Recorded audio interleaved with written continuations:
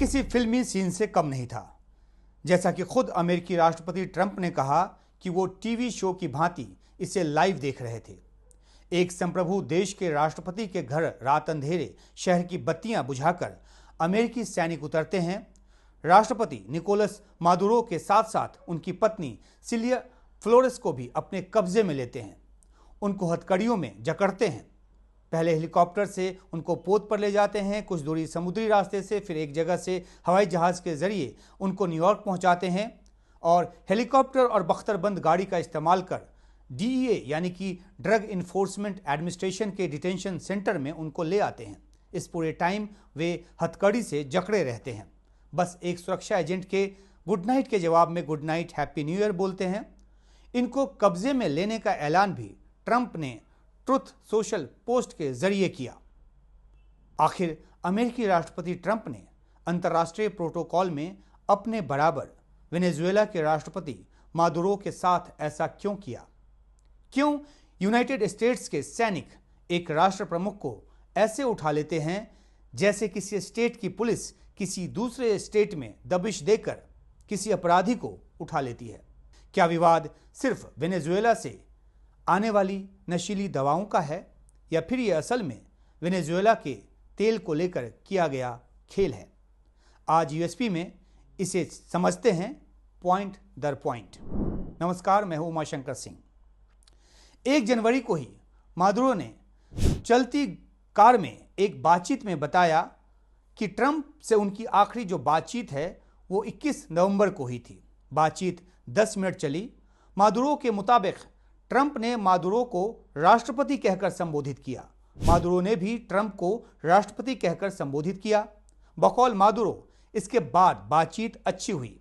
इसी इंटरव्यू में मादुरो ने यह भी कहा कि उन्होंने अमेरिकी राष्ट्रपति को यह भरोसा दिलाया कि नशीली दवाओं के खिलाफ अगर कोई कार्रवाई वो चाहते हैं तो हर कार्रवाई करने को वो तैयार हैं। आपस में ठीक से बातचीत करने की जरूरत है और अगर तेल भी चाहिए तो अमेरिकी कंपनियों का इन्वेस्टमेंट जो है वो स्वीकारने को मादुरो तैयार हैं, ऐसा खुद उन्होंने इस बातचीत में कहा है। पर वो हुआ नहीं। क्यों? क्योंकि होना तो वो था जो अब हुआ है। और ये क्यों हुआ है ये राष्ट्रपति ट्रंप भी नहीं छिपाते हैं, खुले में बताते हैं। प्रेस कॉन्फ्रेंस में ऐलान किया कि वेनेजुएला का जो शासन है, वेनेजुएला पर जो फिलहाल कब्जा है वो अमेरिका का रहेगा, राज जो है वो अमेरिका का रहेगा अगली सरकार बनने तक। बता दिया कि अब वेनेजुएला का तेल अमेरिका का तेल है। यहाँ अमेरिकी कंपनियां जाएंगी, तेल का दोहन करेगी, जिससे वेनेजुएला को फायदा होगा। वो होगा नहीं होगा बाद में देखा जाएगा, लेकिन वेनेजुएला का तेल जिसको चाहिए उसे अमेरिका से लेना होगा, ये भी ट्रंप ने कहा। इसका एक सिरा चीन की तरफ भी जाता है, उसकी जो बात है बाद में करेंगे। फिलहाल ये कि ट्रंप साफ गोई से बात करते हैं और ये बात अच्छी है, लेकिन है डराने वाली। वेनेजुएला का तेल चाहिए तो वहां के राष्ट्रपति को उठा लिया, लेकिन आड़ लिया नशीली दवाओं का। कहा कोई मेरा कुछ नहीं बिगाड़ सकता। Furthermore, under the now deposed dictator Maduro, Venezuela was increasingly hosting foreign adversaries in our region and acquiring menacing offensive weapons that could threaten U.S. interests and lives. And they used those weapons last night. Potentially in league with the cartels operating along our border. All of these actions were in gross violation of the core principles of American foreign policy, dating back more than 2 centuries. And not anymore. All the way back, it dated to the Monroe Doctrines. And the Monroe Doctrine is a big deal, but we've superseded it by a lot. ऐसा नहीं है कि Trump ने Venezuela के तेल पर अपनी तिरछी निगाह को सीधे शब्दों में पहली बार बयां किया हो। 18 दिसंबर का भी उनका बयान वायरल है, जिसमें उन्होंने साफ कहा था कि जो वेनेजुएला का तेल है वो दरअसल वेनेजुएला का नहीं है, वो अमेरिका का है। वो अमेरिका का था और अमेरिका का रहेगा। प्रेस कॉन्फ्रेंस में भी इस बात को उन्होंने पूरे जोर शोर से दोहराया। Venezuela unilaterally seized and sold American oil, American assets, and American platforms, costing us billions and billions of dollars. They did this a while ago, but we never had a president that did anything about it. They took all of our property. It was our property. We built it. And we never had a president that decided to do anything about it. Instead, they fought wars that were 10,000 miles away. We built Venezuela oil industry with American talent, drive, and skill. इस बयान में Trump ये कहते सुने जा सकते हैं कि कभी हमारे पास कोई ऐसा प्रेसिडेंट यानी कि वेनेजुएला का प्रेसिडेंट नहीं आया जिसने उस प्रॉपर्टी यानी कि तेल के बारे में कोई फैसला किया हो जिसे हमने बनाया। वेनेजुएला की ऑयल इंडस्ट्री को हमने बनाया, यह ट्रंप का दावा है। आखिर ट्रंप के इस दावे का आधार क्या है? क्यों कह रहे हैं वे ऐसा और क्यों इस बात पर वो बार बार जोर दे रहे हैं? तो इसके लिए इतिहास में थोड़ा पीछे चलते हैं। यह 1910 के बाद का दौर था जब अमेरिकी तेल कंपनियों ने वेनेजुएला में तेल की खोज की, उत्पादन शुरू किया और तब तकरीबन पूरा का पूरा तेल अमेरिकी कंपनियां ही उठाती थीं, 1-8% को छोड़कर। वेनेजुएला को बस रॉयल्टी और टैक्स मिलता था। सारा मुनाफा विदेशी कंपनियों को, मुख्य तौर पर अमेरिकी कंपनियों को जाता था। वेनेजुएला की सत्ता को भी इससे कोई दिक्कत नहीं थी क्योंकि गद्दी पर जुआन विंसेंट गोम्स थे जिन्हें अमेरिकी समर्थन हासिल था और वे उसी के दम पर वेनेजुएला के तानाशाह थे। दशकों तक अमेरिका वेनेजुएला का तेल निकालता रहा, खुद तो इस्तेमाल करता ही रहा, दुनिया को भी बेचता रहा, दुनिया को भी बांटता रहा। मैथिली में एक कहावत है, तेल घटल गेल नाच बढ़ल गेल। लेकिन अमेरिका का तेल कभी घटा नहीं, बल्कि वेनेजुएला के तेल पर दुनिया में उसका नाच जो है वो बढ़ता ही गया। यहां तक कि दूसरे विश्व युद्ध के समय वेनेजुएला का तेल उसने मित्र देशों को भी बांटा। इस द्वितीय विश्व युद्ध में हिटलर हारा और अमेरिका सुपर पावर के तौर पर स्थापित हुआ।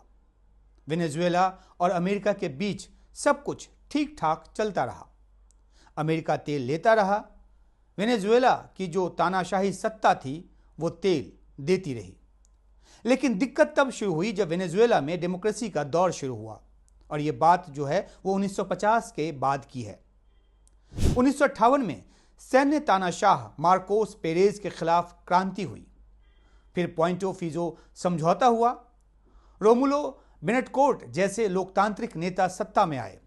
1958 से 1998 तक 40 सालों तक वेनेजुएला की दो प्रमुख पार्टियां बदल बदल कर सत्ता में आती रहीं। लेकिन हम यहां वेनेजुएला का राजनीतिक इतिहास नहीं, वेनेजुएला के तेल को लेकर अमेरिकी खेल समझने की कोशिश कर रहे हैं। लिहाजा अगर देखें तो 1976 का साल काफ़ी अहम था जब वेनेजुएला की सरकार ने तेल व्यवसाय का राष्ट्रीयकरण शुरू किया। PDVSA बनाया गया, पेट्रोलियोस दे वेनेजुएला सोसिएडाड एनोनिमा, यानी कि वेनेजुएला सरकार की पूर्ण स्वामित्व वाली कंपनी जो है ये बन गई और इसको तेल की खोज, उत्पादन, संशोधन, निर्यात का जिम्मा दिया गया, जिसके जरिए तेल व्यवसाय पर वेनेजुएला सरकार का नियंत्रण स्थापित करने की कोशिश की गई। लेकिन 1998 तक अधिक कामयाबी नहीं मिली। अमेरिका और इसकी कंपनियों की जड़ें इतनी गहरी थी कि वेनेजुएला की तेल की जो धारा है वही नियंत्रित करती रही। हाँ, PDVSA बनने के बाद तेल रिजर्व 18 अरब बैरल से बढ़कर 80 अरब बैरल तक पहुंच गया। लेकिन अमेरिका और वेनेजुएला के बीच कोई विवाद नहीं हुआ। तो विवाद फिर कब शुरू हुआ? विवाद शुरू हुआ 1998 के बाद जब वेनेजुएला में ह्यूगो चावेज सत्ता में आए। वे अमेरिका विरोधी थे। वे 1999 से 2013 तक सत्ता में रहे। उन्होंने 1990 के तेल संकट के बाद जो बदहाल हो चुकी वेनेजुएला की अर्थव्यवस्था थी उसको ठीक करने की कोशिश शुरू की। अपने देश के तेल के पैसों को अपने देश में लगाना शुरू किया। कल्याणकारी योजनाओं को बनाया, उसको चलाया, उस पर पैसे लगाए, भ्रष्टाचार पर एक्शन लिया, अमेरिकी तेल कंपनियों पर नकेल कसने की कोशिश की। लिहाजा 2002 में उनकी सत्ता पलटने की कोशिश भी हुई। लेकिन वे वेनेजुएला में काफ़ी पॉपुलर हो चुके थे, काफ़ी लोकप्रिय हो चुके थे। तख्ता पलट कामयाब नहीं हुई। इसके बाद चावेज और एक्शन में आए। 2007 में उन्होंने एग्जाम मोबिल और कोनोको फिलिप्स जैसी अमेरिकी तेल कंपनियों की संपत्ति जब्त कर ली क्योंकि वे वेनेजुएला के नए नियमों का पालन नहीं कर रही थी। इस तरह से एक्शन जो लिया गया तो अमेरिका और वेनेजुएला की सत्ता के बीच दरार पैदा हुआ। 2013 में कैंसर से उनकी मौत हो गई। उसके बाद किसने सत्ता संभाली? इसके बाद बस ड्राइवर रहे निकोलस मादुरो ने सत्ता संभाली, वो राष्ट्रपति बने। और फिर मादुरो ने क्या किया? चावेज की नीतियों को आगे बढ़ाना शुरू किया। मादुरो ने अमेरिका की मुखालफत और रूस और चीन से दोस्ती की तरफ वो कदम उन्होंने बढ़ाया। और इस बीच 2016 में ट्रंप पहली बार राष्ट्रपति बने। आते ही उन्होंने वेनेजुएला और मादुरो की तरफ तिरछी निगाह से देखना शुरू कर दिया। वजह बताया वेनेजुएला से जारी नशे के कारोबार का। ऐसा नहीं कि वेनेजुएला पर नशे के कारोबार का जो केंद्र होने का आरोप लगता है वो गलत है। वैसे एक बात बता दूं, वेनेजुएला नशे का खुद बड़ा उत्पादक नहीं है, लेकिन उसकी भौगोलिक स्थिति ऐसी है कि वो एक ट्रांजिट रूट के तौर पर इस्तेमाल होता रहा है। कोलंबिया, पेरू, बोलीविया जैसे देशों की तरफ से आने वाली नशीली दवाओं का जो ट्रांजिट रूट है वो बनकर रह गया है वेनेजुएला। खुली सीमा, लंबा समुद्री तट, कमजोर निगरानी, इन सब वजहों से ड्रग्स यहां से निकलकर यूरोप और अमेरिका की तरफ जाते हैं। और यहीं अमेरिका को एक पॉइंट मिल गया। अमेरिका में ड्रग्स भेजने समेत कई आरोप लगाकर ट्रंप ने अपने पहले ही कार्यकाल में मादुरो और वेनेजुएला पर कई तरह के प्रतिबंध लगा दिए। अमेरिका में उनकी संपत्तियों को जब्त कर लिया और सबसे बड़ी बात, वेनेजुएला के तेल के वैश्विक व्यापार पर पूरी तरह से रोक लगा दी, प्रतिबंध लगा दिया। तेल पर ऐसा प्रतिबंध लगाया कि भारत को भी वेनेजुएला का तेल लेना बंद करना पड़ा। बस एक चीन है जो वेनेजुएला का तेल खरीदता रहा, अमेरिकी घुड़कियों को धत्ता बताकर भी। खैर, 2020 में ट्रंप की सत्ता जाती रही, लेकिन 2024 में वे फिर से चुनकर आए। दूसरा कार्यकाल उनका शुरू हुआ और इसी बीच मादुरो भी 24 में फिर चुनकर आए। मादुरो पर वोट चोरी कर चुनाव जीतने का आरोप लगा, जबकि विपक्ष के नेता एडमंड गोंजाल्विस भारी मतों से जीते बताए गए, लेकिन उस नतीजे को स्वीकारा नहीं गया और मादुरो जो है वो सत्ता पर बने रहे। 24 में चुनकर आने के बाद ट्रंप ने जिस तरह से ट्रेड और टैरिफ को अपना कूटनीतिक हथियार बनाया है वो दुनिया देख रही है।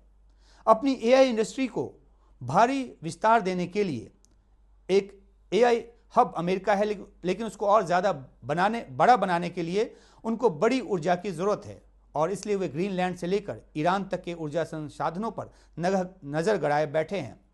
यूक्रेन के रेयर अर्थ पर लालची निगाह को वो देखते हैं तो गाजा में रिवेरा बनाने की बात करते हैं, जहां बम बारूद और भूख से भारी तबाही मची है, हजारों की जान गई है, लाखों भूखमरी के कगार पर हैं। तो जब व्यापार और लाभ को लेकर अप्रोच ऐसा हो तो फिर अपने लैटिन अमेरिका का देश वेनेजुएला ट्रंप की निगाह से कहां छूटने वाला था। वे मुनरो डॉक्ट्रिन पर चलते हुए पूरे लैटिन अमेरिका को अमेरिका का बैकयार्ड मानते हैं, यहाँ के संसाधनों पर अमेरिका का पहला हक मानते हैं और इसलिए मादुरो को कमज़ोर पाकर उनको धड़ दबोचा। मादुरो को हटाने में अमेरिका को आसानी हुई क्योंकि मादुरो चावेज की तरह वेनेजुएला में लोकप्रिय नहीं है। उनकी काफ़ी बदनामी है वहाँ पर, विपक्ष को दबाने के लिए भी, लोकतंत्र को कुचलने के लिए भी। और तभी 2025 का जो नोबेल शांति पुरस्कार है वो वेनेजुएला की मारिया कोरिना को मिला। उस मारिया कोरिना को जिन्हें मादुरो ने चुनाव रोकने से रोक दिया था, उन पर प्रतिबंध लगा दिया था, उसी मारिया को नोबेल शांति पुरस्कार मिला। लोकतांत्रिक अधिकारों को बढ़ावा देने में, अपनी ताकत लगाने के लिए, तानाशाही सत्ता से लड़ने के लिए। और इससे भी दुनिया में साबित किया गया कि मादुरो अपने देश के साथ, अपनी देश की जनता के साथ, लोकतंत्र के साथ नाइंसाफ़ी कर रहे हैं।